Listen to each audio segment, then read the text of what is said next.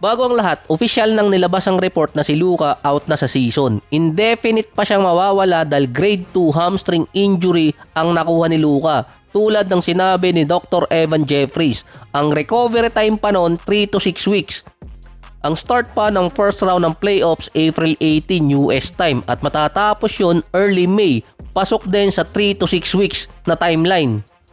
Pero sa report ni Sham, na indefinite mawawala si Luka, pwedeng mapaaga or mapatagal ang balik niya.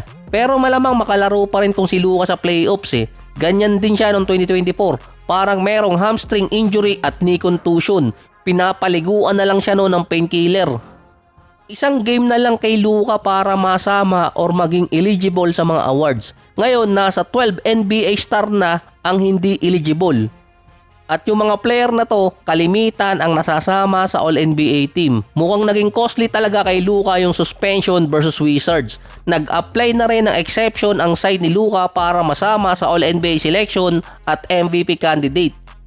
May rule sa 65 games na kapag hindi naabot ng player ang limit at nawala siya sa regular season katulad na nangyari kay Luka, kailangan niyang makalaro ng 62 games.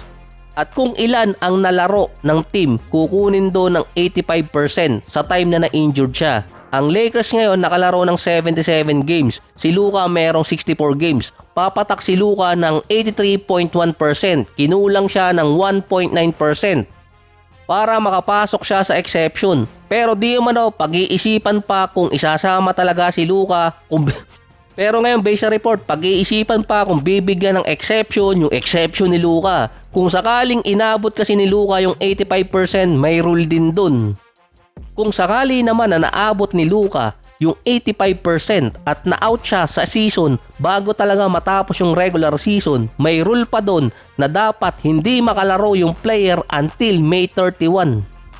2 season nang hindi nasama si Luka sa All-NBA team, pero siya pa rin naman ang magiging scoring champion. Ang rule pala doon, mali ako last time, nasa 58 games, hindi 65. Sinisisi ngayon si JJ Redick ng mga fans bakit pinalaro pa si Luka, injured na halftime pa lang. Pero parang mid-second quarter, injured na si Luka eh, hinahawakan na yung hita niya.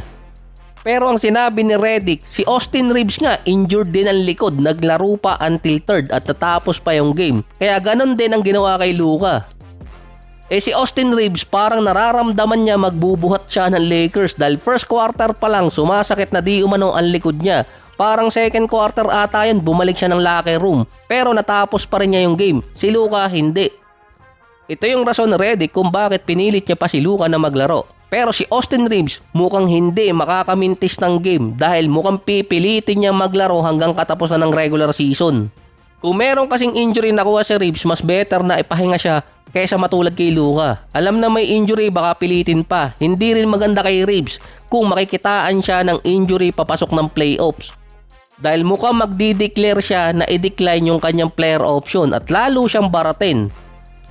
Base pa kay Reeves, hindi rin naman siya naniniwalang serious yung injury niya sa likod. Mas delikado kung mawawala pa yung dalawang guard sa LA sa last push ng season papasok ng postseason. Ang worst case scenario ng Lakers ngayon, number 5 sa standing.